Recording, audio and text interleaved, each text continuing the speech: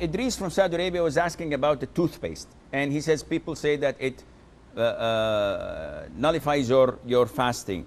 And Maimuna was, if I understood her correctly, because there was so much air and interference with her call, she says that she violated her fasting with someone, I think through a fight, and she said verbal bad words. So does this void her fasting? The things that void your fasting, scholars say, are 7. So memorize them, and then you don't have to worry about anything else, because now you know that these 7 nullifies your fasting, nullify your fasting, so anything else does not. First of all, eating and drinking. So eating and drinking, anything that goes into your stomach, through the mouth or through the nose, then this nullifies your fasting. Even if you swallow a stone, it nullifies your fasting.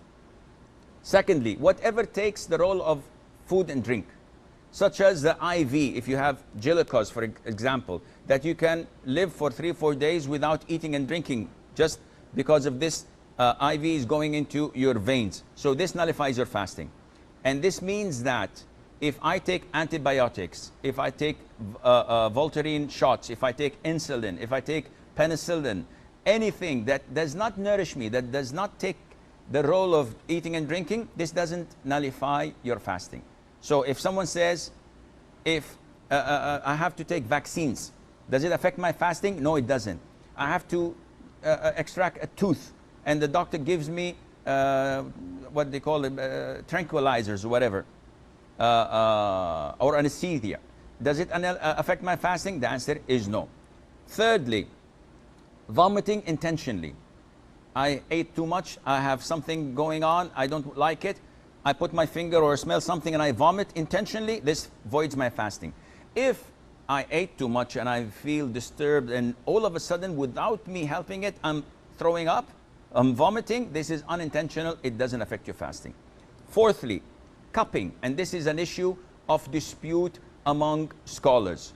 So the most authentic opinion, it's safer not to cup while fasting. Cupping is having scratches and slashes on the back of your neck or on your shoulders, and then extracting the rotten blood. And it's a form of healing and medication. And it's good, the Prophet encouraged it, alayhi salam. But during fasting, refrain from it, because it's an issue of dispute.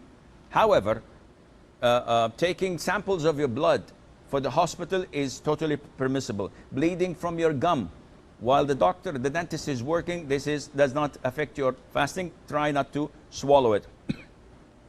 What else? Donating blood, if it wears you down and it's a pint or two, if in this case, make it after Maghrib. And if you don't have the possibility to make it after Maghrib, then do it and make up for that day. Fifthly, ejaculation. Any person ejaculating while he's awake, of course, because this is different than nocturnal emission. What you suffer or what you have of what they call wet dreams, when you ejaculate while sleeping, this doesn't affect your fasting at all. But if you do it intentionally while awake, by looking at something or thinking or masturbating, this nullifies your fasting. Sixth is intercourse, and this is the highest of all. And we spoke about the expiation in the beginning. Seventh is the blood of menses or postnatal bleeding.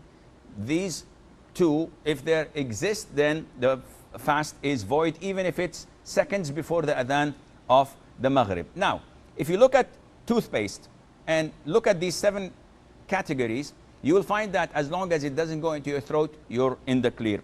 And for Sister Maimuna, again, verbally abusing people and doing wrong things or fighting, it's not part of the 7. So it reduces the reward, but the fast is correct.